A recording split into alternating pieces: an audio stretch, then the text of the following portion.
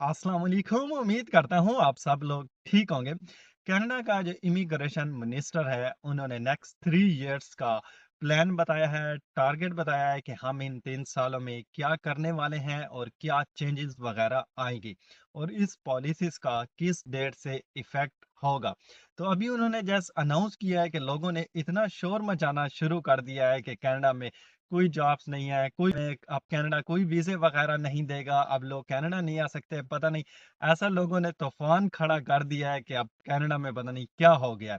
तो आज मैं आप लोगों को इस पॉलिसीज़ के बारे में कुछ गाइड करूँगा, इसके क्या मेगा 3 चेंजेस वगैरह आएँगी, तो वो मैं आप लोगों के साथ शेयर करूँगा कि ताकि आप लोगों की कन्फ्यूज़न दूर हो जाए। क्या इसके ऊपर विज़िटर वीज़े पे भी इफ़ेक्ट पड़ सकता है? टेम्परेरी फॉरेन वर्कर जो हैं, इनके ऊपर भी क्या इफ़ेक्ट पड़ सकता है? असाइलम सीकर्स हैं, उनके ऊपर भी है और एलएमआई है, उसके ऊपर क्या इफ़ेक्ट होने वाला है। तो इन सब का आज मैं आप लोगों को बताऊँगा कि ताकि आप लोगों की जो कन्फ्यूज़न है, वो दूर हो जाए। सबसे पहले हम बात करते हैं स्टूडेंट वीज़े की। जैसा कि आप सब लोगों को पता है कि स्टूडेंट वीज़े के 2 साल के ऊपर उनके ऊपर गैप कर दिया है। अब ये नहीं कि यहाँ पे स्टूडेंट नहीं आ सकते हैं, स्टूडेंट आ सकते हैं, लेकिन उन्होंने कहा है जो डॉक्टरेट की डिग्री में आए, एमएस की डिग्रीज़ में आए, इंजीनियर्स में आए, हेल्थ में आए, तो वो लोग यहाँ पे आ सकते हैं। अब जो बाकी यहाँ पे स्टूडेंट्स वगैरह आते थे, वो साल के लिए आते थे, डिप्लोमेस के लिए आते थे या 6 मंथ के लिए वो यहाँ पे कनाडा में स्टडीज़ के लिए आते थे, तो उनको स्पाउस वर्क परमिट मिल जाता था। उन लोगों को स्पाउसल वर्क परमिट नहीं मिलेगा। अब जो इस डिग्री में आएँगे डॉक्टर की या इंजीनियर्स की या हेल्थ में आएँगे, तो उन लोगों को स्पाउस का वर्क परमिट मिलेगा।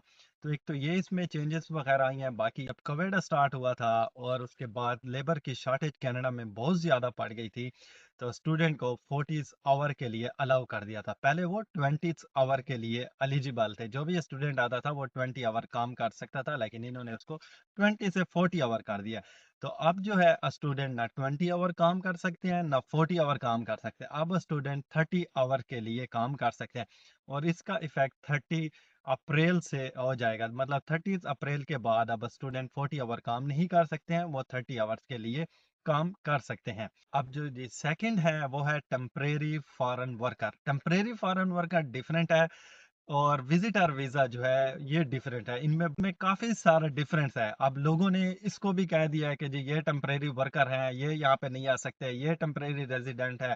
विजिटर वीज़ा आप लोगों को नहीं मिलेगा, उसके ऊपर भी बैन लग गया है।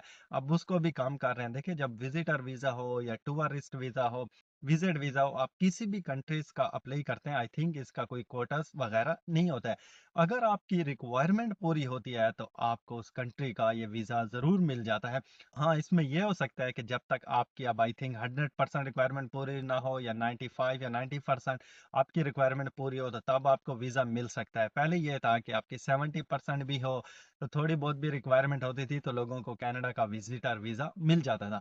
में जब तक आप लोगों की रिक्वायरमेंट पूरी नहीं होगी तब तक चांस नहीं होंगे वीज़ा मिलने के लिए। क्योंकि काफ़ी सारे लोग हर कंट्री के अप्लाईज़ कर रहे हैं, चाहे वो पाकिस्तान हो, इंडिया हो, दुबई हो, यूएई हो, तो सब लोग कनाडा का वीज़ा अप्लाई कर रहे हैं। एक तो इसमें ये है कि आप visitor visa to work permit में इसको चेंज करवा सकते हैं 2025-28 फ़ेब तक। मुझे नहीं लगता कि गवर्नमेंट इसको बाद में एक्सटेंड करे। गवर्नमेंट ने ऑलरेडी इसको 2 साल के लिए एक्सटेंड किया था, 23 से 25 तक किया था। अब जो पॉलिसीज़ वगैरह में चेंजेस वगैरह आ रही हैं, तो अब इसको मज़ीद उन्होंने चेंज नहीं करना है। तो इसमें कोई चेंजेस वगैरह नहीं है, जो टेम्परेरी फॉरेन वर्कर होते हैं, वो कुछ गवर्नमेंट के प्रोग्राम होते हैं, कुछ कंट्रियों के साथ होते हैं। एक जो प्रोग्राम था international mobility programme, I think उसमें 10 से 15 कंट्री थे, उनके सिटीज़न यहाँ पे आके काम वगैरह कर सकते हैं।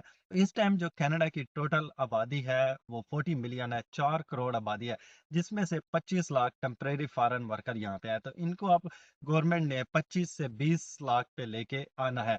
अब कुछ होते हैं पीएनपी प्रोविजनल नॉमिनेशन प्रोग्राम होते हैं, तो इन लोग अब इनको कम करना है। अब जैसे यहाँ पे रेफ्यूजीज आ रहे हैं, यूक्रेन से अब 3 लाख आए थे, अफगानिस्तान से आए थे और भी कुछ कंट्रीज के हैं जो डायरेक्ट यहाँ पे रेफ्यूजीज अप्लाई कर सकते हैं। तो वो आईआरसीसी की वेबसाइट पे मेंशन होता है कि कौन सी कंट्री के रेफ्यूजीज डायरेक्ट यहाँ पे अप्लाई कर सकते हैं। एक तो रेफ्यूजीज वो होते हैं जो विजिटर वीजे पे आए होते हैं या कनाडा आए होते हैं, तो वो यहाँ पे आके अपना असाइलम कर देते हैं। अब जैसे स्टूडेंट हैं, जैसे अब उन लोगों को कुछ को वर्क परमिट नहीं मिल रहा है, उनकी स्टडी खत्म हो गई है, इस पॉलिसीज़ की वजह से। तो बहुत सारे लोग जो हैं, वो यहाँ पे आके अब रेफ्यूजी अप्लाईज़ कर रहे हैं। तो अब रेफ्यूजी भी सबको नहीं मिलता है, जब तक आप लोगों का रीज़न स्ट्रॉन्ग ना हो, आपके पास एविडेंस ना हो, तो आपको रेफ्यूजीज़ नहीं मिलता है। तो इसमें कुछ चेंजेस वगैरह लेके अब जो मेक्सिको के लोग यहाँ पे आते थे, उसमें कुछ चेंजेस वगैरह आए हैं। तो ये 5 लाख लोग कम करना, ये आसान काम है, कोई इतना मुश्किल नहीं है। तो ये इन पॉलिसीज़ वगैरह पे इम्पैक्ट होगा। अब कुछ पे इम्पैक्ट होगा मई से होगा, और कुछ पे impact end of the years होगा।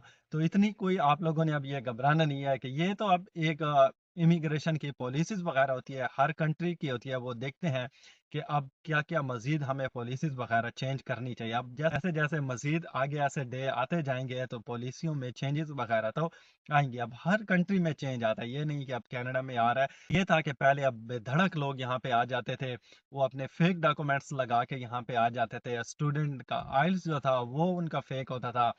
बाकी उनकी जो बहुत डॉक्यूमेंट्स होते थे, वो फेक होते थे। तो अब ऐसे नहीं चलेगा। अब कुछ लोग यहाँ पे आते थे फेक डॉक्यूमेंट्स पे। आप लोगों ने देखा भी होगा कि लास्ट ईयर उनको 700 स्टूडेंट जो थे, उनको डिपोर्ट कर दिया था, क्योंकि उनके फेक डॉक्यूमेंट थे। लोगों ने यहाँ पे अपना एहतजाज भी रिकॉर्ड किया। लेकिन अब ऐसे नहीं चलेगा। जो है पॉलिसीज़ वगैरह टाइट हो रही हैं। तो यही जो थी थोड़ी बहुत चेंजेस वगैरह आई हैं। हाँ, तो जी एलएमआईए का भी लोगों ने शोर मचाया हुआ था कि जी इसको 6 मंथ के लिए कर दिया है। अब वो पीआर की फाइल अपनी नहीं लगाएँगे। जब पीआर की फाइल लगाएँगे, तो उनके जो 6 मंथ हैं, ये ख़त्म हो जाएगा, उनको पीआर नहीं मिलेगा। देखिए, ये पहले भी 6 मंथ के लिए थी एलएमआईए। इसको कोविड में उन्होंने 18 मंथ कर दिया था, और उसके बाद इसको इन्होंने 12 मंथ किया था। अब बैक टू दोबारा 16 मंथ आ गई है।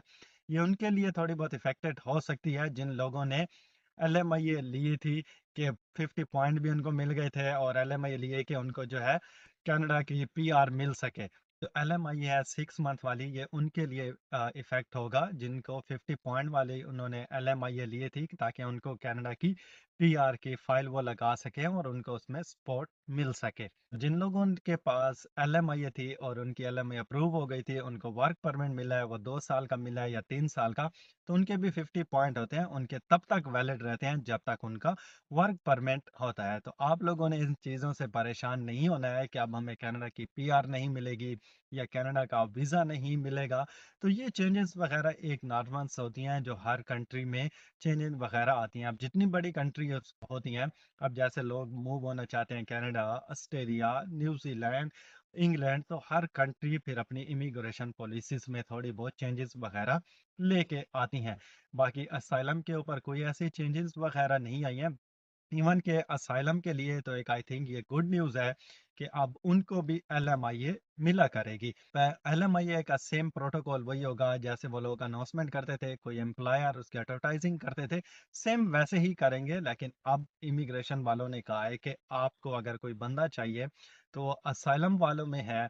फॉर एग्जांपल, आपको सॉफ्टवेयर का या आईटी या इंजीनियर्स का या कोई प्लम्बर आपको चाहिए, और आपके पास वो एलएमआईए है, और वो रेफ्यूजीज में है, असाइलम वालों में है, तो आप उनको भी हायर कर सकते हैं।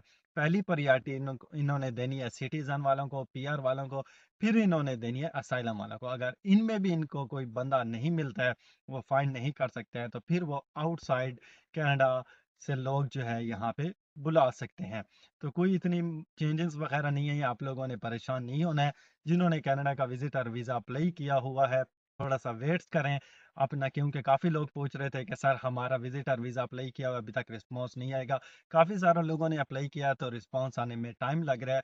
और जिन लोगों ने अप्लाई करने का सोच रहे हैं, वो भी अपना अप्लाई करें और कनाडा में आएँ, ताकि आपका वर्क परमिट में चेंज हो जाए। इतना आसान तो नहीं है, थोड़ा-सा टाइम लगता है, स्ट्रगल आपको करनी पड़ती है, वर्क परमिट में आपका चेंज हो सकता है। ऐसा ना हो कि आप कनाडा में आने में देर कर दें, आपके पास वीज़ा भी हो और आप आए ना, और मज़ीद पॉलिसी यहाँ पे टाइट हो जाए। तो आई होप कि आज की वीडियो आप लोगों के लिए हेल्पफुल ही होगी। मिलेंगे एक और नई वीडियो के साथ, तब तक के लिए टेक केयर एंड अल्लाह हाफ़िज़।